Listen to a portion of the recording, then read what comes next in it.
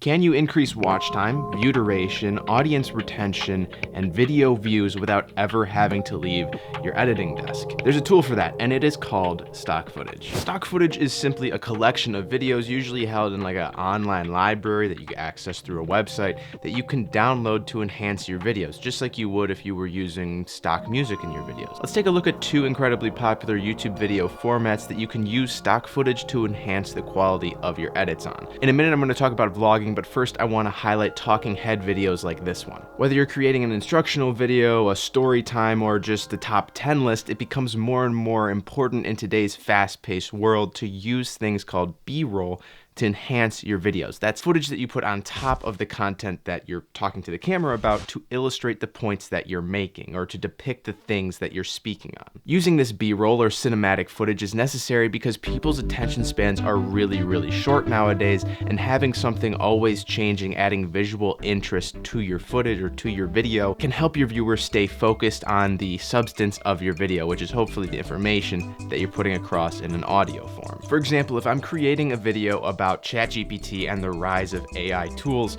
I could just have the camera on me like this, recording me talking to you, but that can be kind of boring. So instead, I could go over to my stock footage site, download a shot like this one, and now when I'm speaking about ChatGPT or AI, I have something of visual interest to put in front of you so that you stay interested and don't click away from the video because all you're watching the whole time is my dumb face. Not only can you use stock footage to supplement your own footage, you can also use it to create an entirely faceless YouTube channel. A lot of people are camera shy and don't want to appear on their videos even though they have something amazing to say.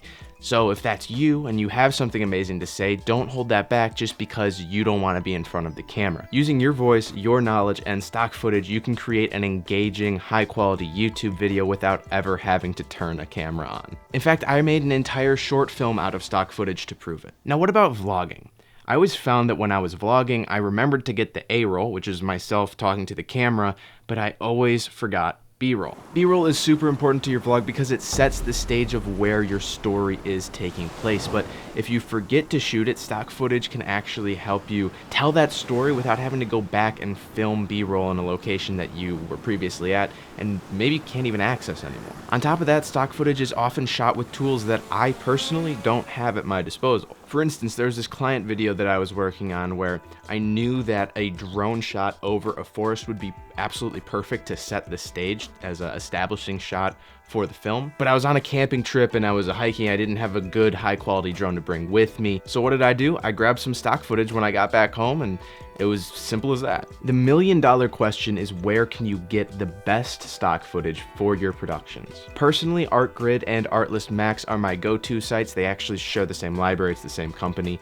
Motion Ray is another good option. They have some of the same footage because it's also in the Artlist companies, but they have a lot more like animated motion graphics. So I would say Motion Array might be better for things like informational videos when you're looking for graphs and those sorts of things. Storyblocks is also popular, and I would say that Shutterstock is maybe the industry standard, but it is way more expensive, especially if you're paying for individual shots. So ArtGrid, Artlist Max, those are my favorites. I'll have stuff linked below for my favorite resources. Now, if you're using stock footage in your videos, once you have the footage selected that you're going to use, it's important to match that footage to your own footage that you shot personally or to the other stock videos that you're using. Generally, stock footage doesn't have a consistent look across all of the different creators because they're shot by a bunch of different directors, a bunch of different cinematographers with all sorts of different tools. So unless you're only sourcing stock footage from like one collection, you're gonna have a bunch of different looks, even if things are kind of shot flat.